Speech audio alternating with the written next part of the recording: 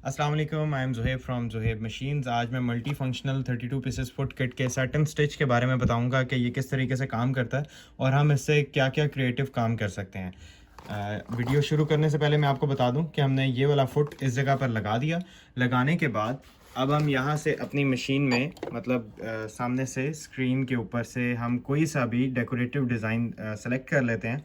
Like मैं 22 number वाले stitch के और 53 वाले बटन पर आता हूँ। तो यहाँ से बिलफर्ज ये सिलेक्टेड है ऑलरेडी, तो इसी को बनाकर देख लेते हैं। आप ये देख सकते हैं मैं आज इसके तिल्ला चलाने लगा हूँ इस मशीन के ऊपर।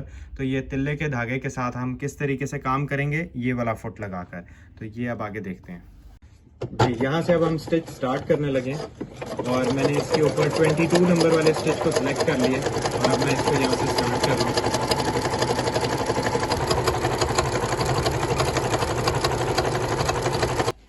ये देखिए ये कुछ इस तरीके से आ जाता है। ये हमने इस तरीके से करने के बाद अब इसमें हमें फायदा क्या होगा, ये वाला ये आप सोच रहे होंगे कि हम ये तो नॉर्मली आर्म फुट भी लगा के कर सकते हैं। अब हमें फायदा क्या होगा, अब हम इसकी एजेस को कट करेंगे। ये जितने भी एजेस हैं इसको कट करेंगे, लेकिन वो कट करने से हमारा जो स्टिच है उसका मतलब जो टांका है वो वीक नहीं पड़ेगा और वो खुलेगा नहीं, क्योंकि ये बेसिकली इसके नीचे फुट के नीचे जो है स्पेस होती है नीचे वाली साइड पे, जो कि स्टिच को टाइट करके लॉक कर देता है। और उसके बाद हम जो नॉर्मल स्टिच मतलब नॉर्मल पाँव के नीचे रख के ये नहीं कर सकते। अब मैं यहाँ से आपको इसकी कटिंग करके एज दिखाता हूँ।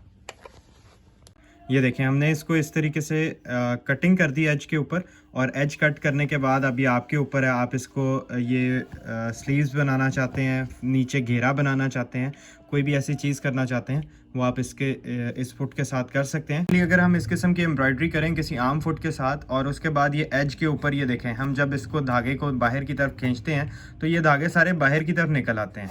लेकिन ये यहाँ पर देखें ये काफ़ी मजबूती के साथ इसने यहाँ से स्टिच को कंट्रोल किया है और कोई भी धागा बाहर की तरफ नहीं निकल रहा है, जैसा कि आप देख सकते हैं इसके अंदर।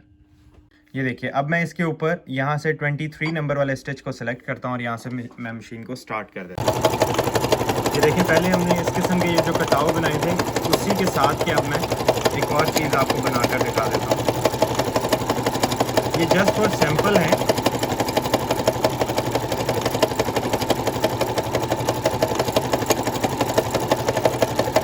तरीके से हमने इसके ये कटाव बना दिए।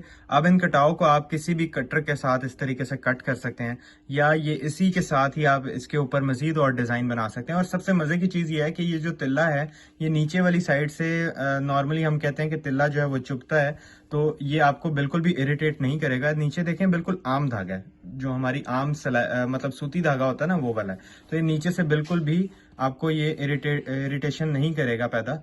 और ये बहुत ही ज़बरदस्त और नीट किस्म का स्टिच आया है इसके साथ। इस तरीके से आप इसके ऊपर मुख्तलिफ किस्म के स्टिचेस बनाकर और अपनी शर्ट के घेरे बना सकते हैं, गले के वी गले बना सकते हैं, फ्रंट पट्टी बना सकते हैं तिल्ले के साथ, या आप नीचे स्लीव्स के और घेरे के कटाव बना सकते हैं।